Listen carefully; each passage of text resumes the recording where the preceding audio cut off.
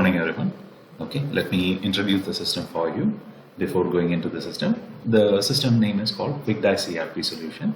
You might have seen the icon. Once you open that icon, you will see the screen for logging in. Every user will be given user ID and password. Based on the user ID and password, you will have certain privileges which will go into the system. You can log in and see the access permit limits and all will be there. So right now I'm going to log in with my ID. Let's say my ID is 101, 102. The password will be the same when you are logging in. Like right now, your administrator account will have 111 user ID. The password will be 111 also. So I'm just putting it the user ID and I'm providing the password. Once I put the password, I click on log on. You will see the modules which is open for you, like HR, finance, VAT module, equipment, inventory, stores, procurement, and project control. Like this, multiple modules are there.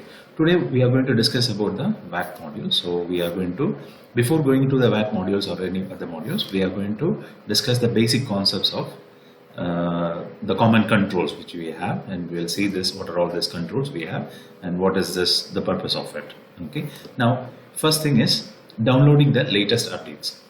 When I click on it, it will go on fetch the data information from your server. So let's say, for example, your server is configured here, and any updates are coming, we will put from our server to your server.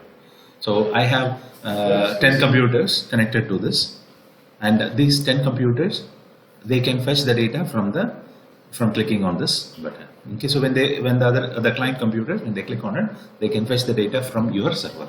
Okay, so next thing is changing of password. You can go to click on this one. When I click on it, I can provide the current password. What is the current password? You will be having the user ID as password. So I can go here and change my password by providing my current password, and I put a new password and verify the password. When I click change password, that will be available for the next login. So when you log out and log in, you have to provide the new password to go inside. This is for only login. This is how you change your passwords. Once you log in, you will change. You can log in with the new ID and password.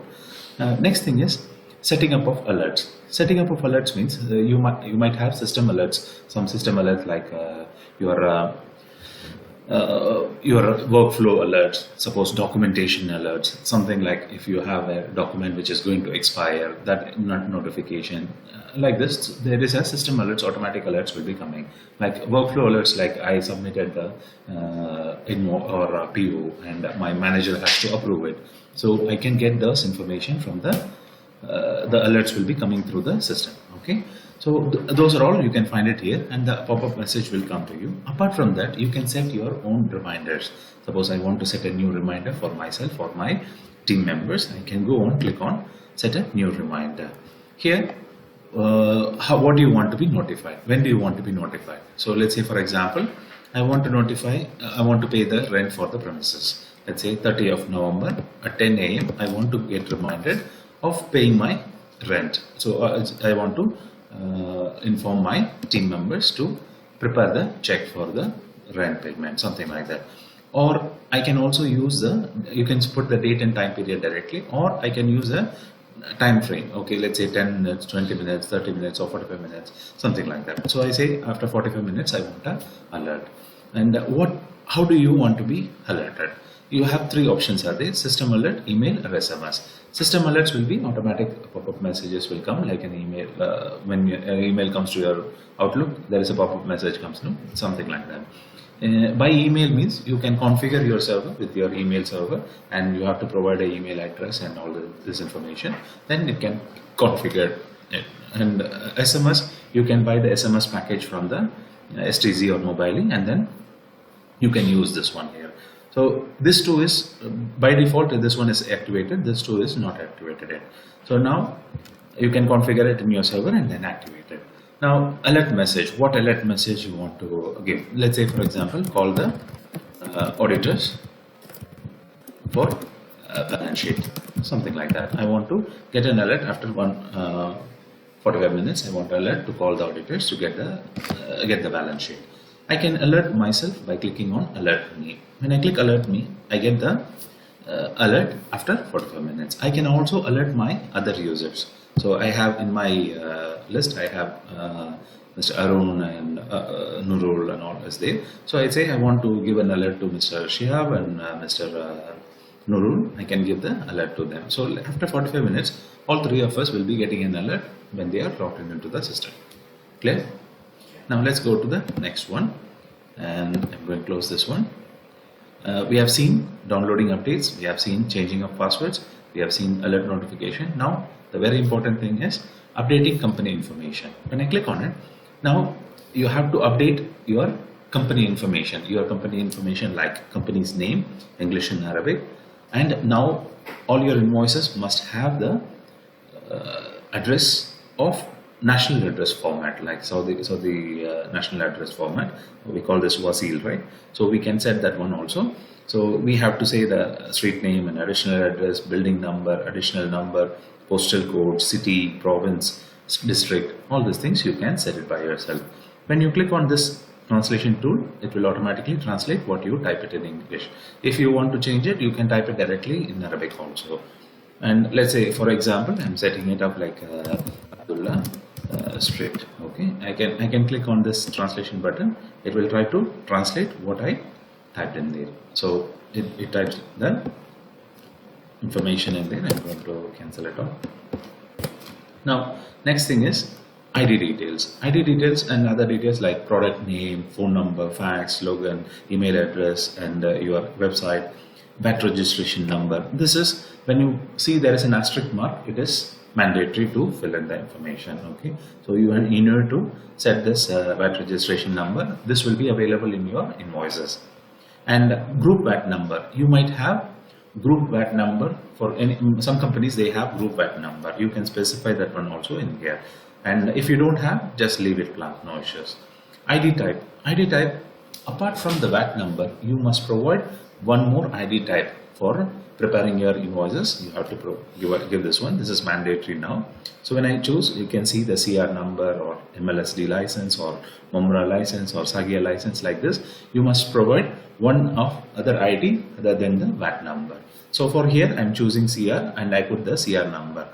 Okay, so if I'm putting Sagia license here, for example, I can choose Sagia license and give the Sagia license number, and I can keep the CR number also separately. So both options can be added in there. Now I'm adding the CR number in here. So it's available. I'm repeating this one. Now next thing is setting up your logos. If you see there, I have a default logo in here. I can go and change this logo by simply right click on this, load, and fetch the image file. Suppose I have a logo already stored in here. I can go and check my logo. So I got my logo already in here. Next thing, we can go about the auditor's information, who is your auditors, and auditor's fax number, address, email, etc. I can set it. And these are all the configuration for you, where the database is stored and how we'll get the email for the backup and all those things. That one later stages we will be setting it up for you. Now here, this is the company seal. Company seal, you can put the company seal by simply adding an image file. But normally what we do is we put the transparent image. So it can be a PNG format. If you know how to set up the PNG format, you can do it yourself, or you can take the support from our technical team. They can help you adding it in there. I think most of the things are added already. Okay. Next thing we will see the letterhead. The full size letterhead, you can scan and keep it in there like A4 size, and this is the full size. You will see there is watermark also. Instead of scanning and sending it, you can ask the printing press people to give the proper letterhead. They can give you a clear copy from there. So add that one. It will have the clear image format. So you can take a JPEG file and attach it. Simply right click, load, and fetch the file from the your folders. Okay. Next thing is company documents. I'm just going to delete one other document. You can attach your company documents inside the system, like your VAT certificate, Zakah certificate, license for contracts, anything you want to add, you can add it into the system. So how do I add it? If I go to add an attached file, you can attach any type of document inside the system. So when I'm attaching, what type of document you are going to attach, you can specify. These are all the type of documents I can attach in there. If I don't have this type in here, like 27 types of documents I have with me, I can add by clicking on this plus button. When I click on it, I can add the masters of it like ICAMA, passport, driving license, like this. I can add it in there. If I want to modify anything, you can modify all the things and you can update it. Now I want to add the commercial CR certificate, and I can go and add the CR number and when it is going to expire. It's going to expire on 2022, let's say 24/11/2022. I can also, when I move out the cursor, this will change to the Hijri date. You can get the Hijri date of corresponding 21 November. So some of the documents like CR and all doesn't have the Gregorian date. It has only the Hijri date in there. So if I want to change that one, I can also change it. Let's say 14th of May, I have this one. When I move it, automatically it takes the corresponding Gregorian date.